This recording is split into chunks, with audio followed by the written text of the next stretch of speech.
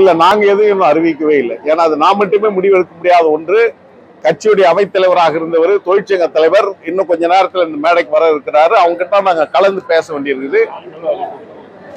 அது அதுக்கப்புறம் பின்னால நாங்கள் அது குறித்து நாங்க சொல்றோம்.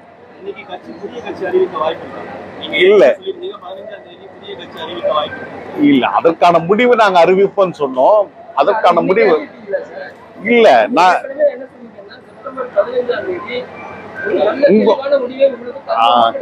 சரியான முடிவு. இப்பதான் இயக்கத்துடைய மூத்த முன்னோடி 32 ஆண்டு காலம் தலைவர் வைகோவின் பின்னால் அணிவகுத்து அந்த படையை முன்னகர்த்து சென்ற தளபதிகள், வீரர்கள் வந்திருக்கிறாங்க.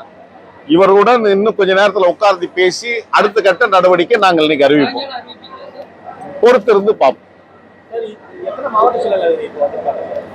தமிழ்நாடு முழுவதும் இருந்து வந்திருக்கிறாங்க. கன்னியாகுமரியிலிருந்து திருத்தணி எல்லா மாவட்டத்திலும் வந்திருக்காங்க. எல்லா ரெப்ரசன்ட் பின்னால் உட்கார்ந்துருக்காங்க. இல்ல, நாங்க அது குறித்தே நாங்க போகல. அண்ணாவுடைய லட்சியங்களை உள்வாங்கி இருக்கின்ற உண்மையான திராவிட இயக்கத்துடைய சித்தாந்தங்களை உள்வாங்கி இருக்கிற தோழர்கள் இங்க திரண்டு இருக்காங்க. இவங்க எல்லாமே லட்சியவாதிகளாக வந்திருக்கிறாங்க. அது மகன் திமுக. அது ஒரு கார்பரேட் கம்பெனி நடத்துகின்ற அது ஒரு மாநாடு போல.